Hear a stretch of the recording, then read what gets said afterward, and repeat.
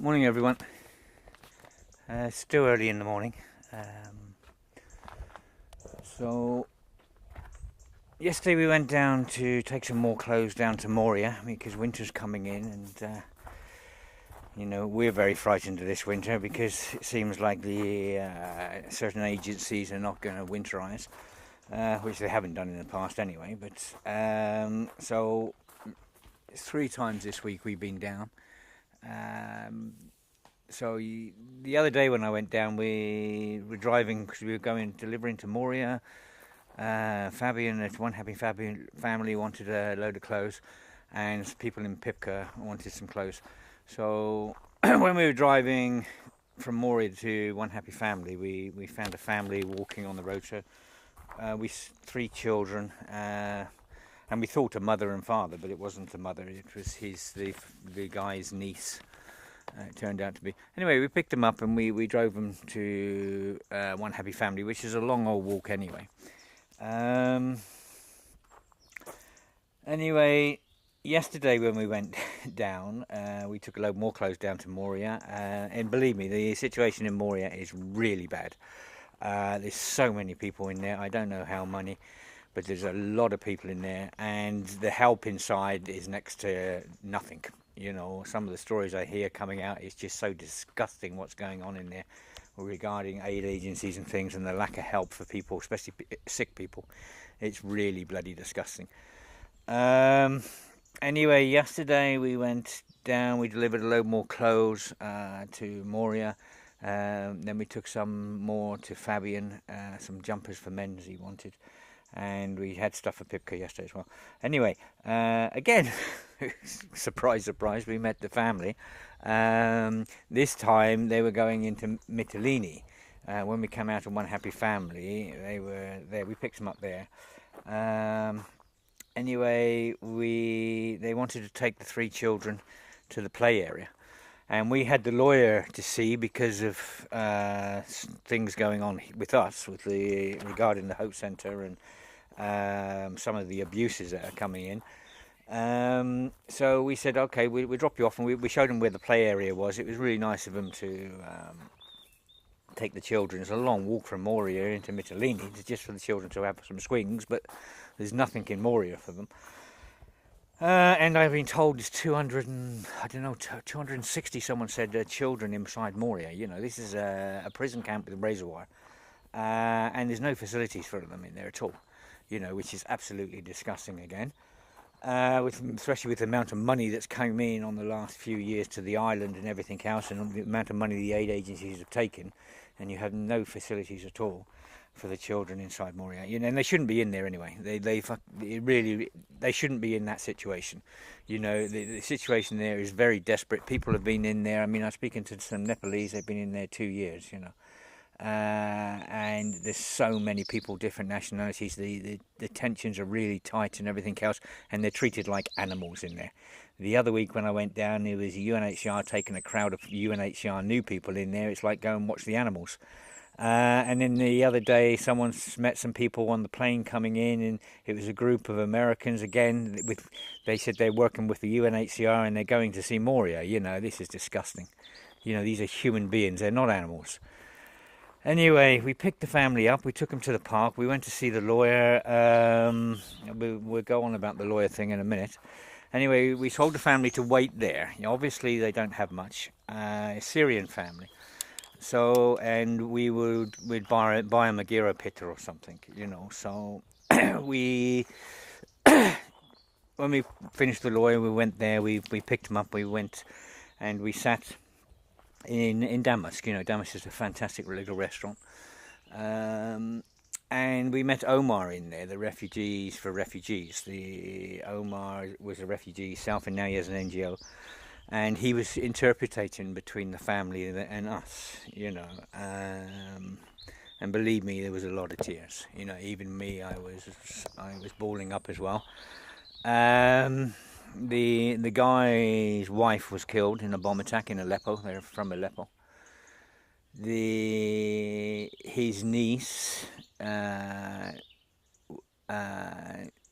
was with him was his sister's daughter, and she was killed. The niece's sister that was there with us, she lost her legs in a bomb explosion, and she's trying to make her way here out of Aleppo now and trying to get here. So the father, it's very confusing, but the father, he has his sister's daughter.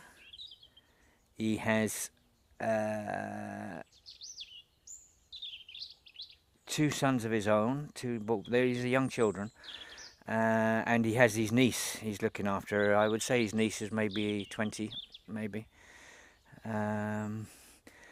Anyway, the stories are coming out. I mean, it's bad enough hearing what they've gone through in Aleppo and everything else, and what they went through getting out of Turkey and everything else, and going through Turkey, and you could see the father bawling up in his eyes, and the woman was crying and everything. And now they're in this situation in Moria, and they say, I said, well, are you in a container? And they say they're sharing I presume that it's tents, they said. So they're sharing a tent with 4 other families, and they have to take it in shifts to sleep. So the children sleep, and then when they wake the children up, they sleep, because there's not enough room. I am just fucking shocked. I am just absolutely fucking shocked.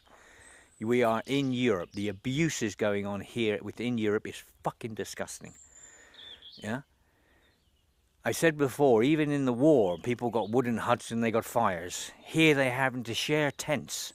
Families are having to share tents. This is so disgusting, it's just unbelievable. The amount of money coming in here for the refugee crisis, where's it gone? Whose bank accounts has gone into? What's happened to it all? Huh? I was unbelievable, Anyway, I mean, I can rant and rave, I don't want to shout too much. Anyway, we carried on talking about their plight and everything else. And there's someone came across and said, look at this, and there's a riot going on in Moria, and another guy had died in there.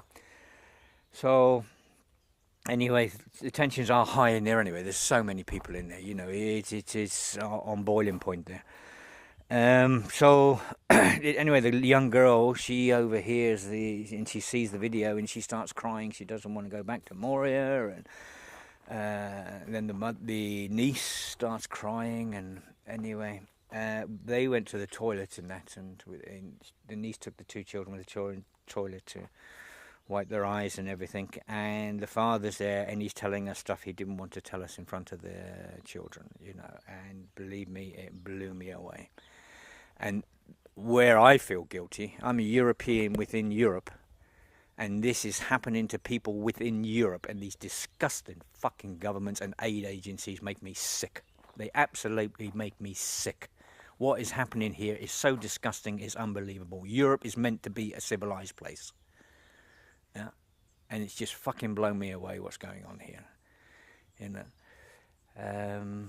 Anyway, because of the riots outside Moria, we see the videos, there's all these people out there and everything else, and I said to Philippa, okay, we got to take them home tonight, and at least they can have a shower, because there's no hot water where they are inside Moria. And there is hot water in certain areas, we were told, in Moria, but they haven't got any. So we took them back, we brought them back up here last night, and they're sleeping now. This is why I'm keeping my voice down a bit and not shouting too much. I'm out in the garden.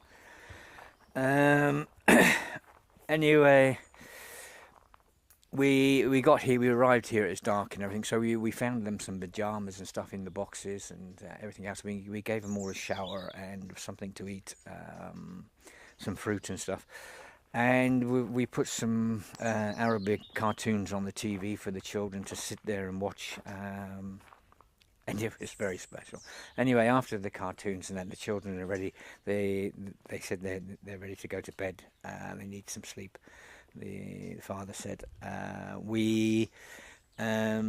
he said before they go to bed, one of them, the little girl, would like to sing us a song. So Anyway, she stood up and she stood up on the sofa and she sang a song in Arabic, which was very, very moving. The whole scene you can imagine is she's in her pajamas. We got the fire going. It's nice and warm. They got food in their bellies, and she's standing there singing a song. It almost made me cry, and Philippa, I see tears in her eyes. And then the boy got up and sang a song as well. And then the father said, "Do you mind if I do something?" And we said, "No, you're free. Our house is your house." And he sang a song as well. And then his niece did. What a situation. What got to me, we could have been anywhere in the world. We could have been in London. We could have been in New York. Anywhere in the world, this scene of these children, and the father was in pajamas, and his niece was in pajamas as well. Anywhere in the world, and they're there and they're relaxed and they're happy and they're singing. After coming and being through what they've been through and everything else, and now I know today I have to take them back to Moria.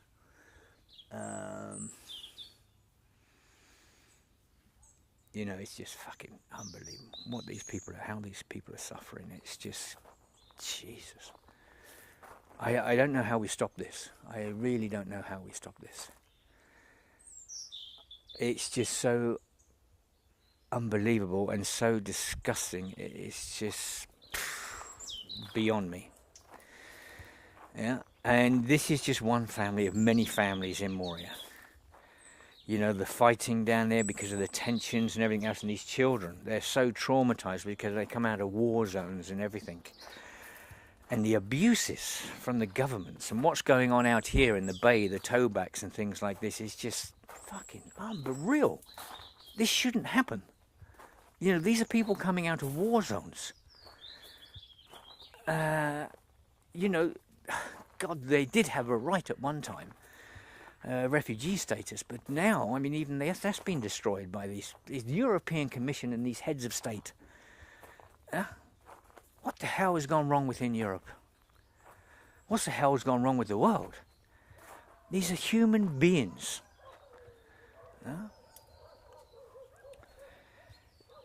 Anyway, God, on top of all that, we have all the abuses and the attacks coming in at us for helping human beings.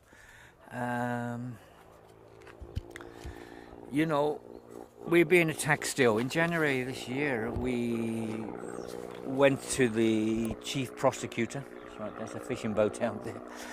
We went to the chief prosecutor in January this year because of the amount of attacks we've had on us. And Jesus, we've had some attacks on us. We managed to get that Richard Sturdy into court in England, who was abusing us, and still he came here after all that. And was abusing us. We couldn't prove it, but people were telling us in the hotel what he was saying about the refugees and us. Anyway, so that's why we were at the lawyers yesterday again. Mainly because of the Hope Centre. The Hope Centre, the Tourist Association of Greece, coming for us. Because we were doing this hotel up, and the lies that came out of them regarding we had a restaurant and everything else when we didn't, we didn't even have a kitchen, and we didn't, we didn't have proper beds, and we had our lawyer at the time, we had the guy, the surveyor there at the time, and the surveyor was saying, if the lawyer said we have to get a hotel license because there wasn't one on this property. We were doing the property up, it was derelict. Anyway, we got the surveyor in there to see what we were needing and everything else, and then we were attacked by the Tourist Association, and they brought 80 people with them on motorbikes and everything, and we've got people there on film sticking their fingers up at my wife and that. And they said they just came to wish us good luck on our closure of the hotel. That's bullshit. Anyway, this was a gang coming with the Tourist Association of Greece. And anyway, this was well over a year ago. Then they had an inquiry to say that we were running a hotel and everything else, which we wasn't. We were trying to do everything legal. We were doing our best. And you know, they fined us 10,200 euros, and now they said they want the money. The Tourist Association. You know, we've done absolutely nothing wrong here. They've lied through their teeth and everything else. We have evidence. They said we were selling holidays on Amazon.com, which they don't sell holidays on Amazon.com. And there's so much evidence, it's unbelievable. But they're still going for us. The thing that worries me on this one, the corruption is huge. And what's going on here is very wrong. But on top of all this, we're still being attacked. I got hit on the beach about 7 weeks ago. I got hit physically. I filmed it. I had the camera in my hand. I got a guy that's coming to get my family and everything else. On video, he said they're coming to damage me and my family. In the past, we've had this for the last 2.5 years. Anyway, in the lawyers yesterday, you know, we had a big discussion on all this, and I'm saying, you know, in January we went to the chief prosecutor of the island. They wanted 750 euros to find someone on Facebook that's really abusing my family, really abusing, very abusive publicly. This guy's name is in English is called Yurgo Fuck the English, and he's been coming for us. We've got so many screenshots on this guy; it's unbelievable. Anyway, we went to the chief prosecutor because enough's enough what this guy is saying and everything else, and we really want to stop this. So in January, we went to the chief prosecutor, and they said, well, you have to pay 750 euros, and we'll send it to the hate crimes unit and everything else. That was 10 months ago. Look at this. This is still coming in now. This is what I'm still getting through on my internet now. Look at this. I was at One Happy Family yesterday, and someone said they were in a bar in Madimados the day before, and one guy was saying to him, we're going to get Kempson. And then someone phoned us from Norway, and another person said they're going to get Kempson. Now this guy is saying the people of Molivos are going to get Kempson. I think this is bullshit. I know the people of Molivos hate me and everything else. Maybe Yurgo Fuck the English and his little crowd that was on the phone one night laughing and jeering they're coming to hang us. Maybe he might come up, but I think this guy is not from Molivos, this one that's coming in at the moment. He may be, I don't know. You know, it's hard to tell, but it's on the internet again. And so we were at the lawyers yesterday, and I said, well, you know, what do we do about this? You know, and he said, well, you want to open up another case? Well, what do you mean open up another case? You know, I paid 750 euros. We don't have any money. Yeah. To really stop this guy, I had to put my daughter to England because she's so frightened because of the hate and the threats that are coming and people spitting at her in the streets, you know, and we really want to put a stop to this. So we go by the law and we try to stop it by the law, and we can't afford another 750 euros, you know, because nothing's happened from the first case 10 months ago. You know, where do we go from this? I really don't know. It's just unbelievable. I mean, this is coming in now. Look at this. It says there, you're not even worth shitting on. If someone kills you, they're going to be charged for animal cruelty. Your Dutch partner, because I know this guy is, because he thinks someone else is my partner, and they're not. They're a volunteer. Goes round threatening people, arseholes. I think you and a legend in your own mind fuck of take those sluts with you, Malacca. Malacca, you are not welcome anymore here. You are going out of your way. Fucking up this island and the immigrants is none of your business. Think of what your grandfather have done to the Indians, Africans and the Aborigines in their own countries. Fucking criminals who gave a fucking threat to your family. Best joke I heard in my life. Who gives a fuck about the harem you are running in the Hope Project of junkies, sluts? Yeah, this guy actually came through this here. He said, I hope you and your family can run faster than a 45. And this is what I was kicking up stinky yesterday in the lawyer's office. You know, we're going through all this and everything else. Why is no one doing anything? I've been down this police station so many times writing reports in the past. What's the point? Because nothing's done. We've had volunteers threatened with guns, shooting in the night, intimidation. We've had guys putting rocks up. I've had my car tyres slit. 3 years of continuous abuse and hate because we're trying to help suffering people. It's just absolutely incredible.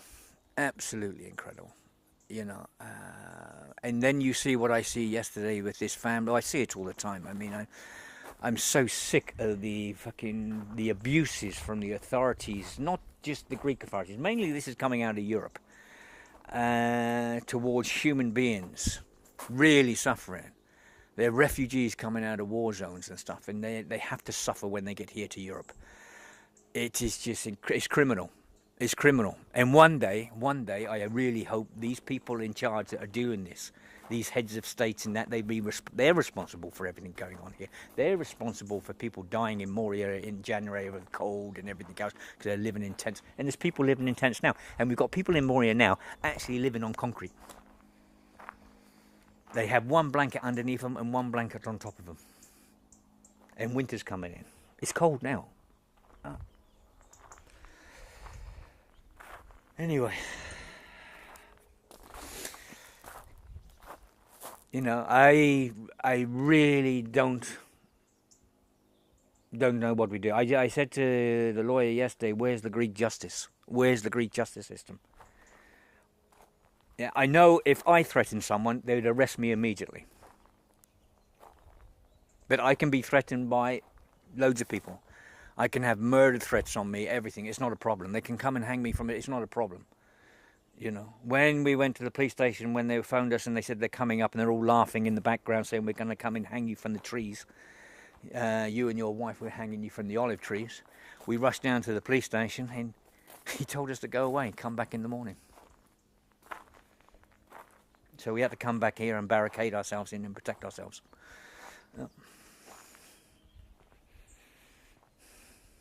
Something is very, very wrong here.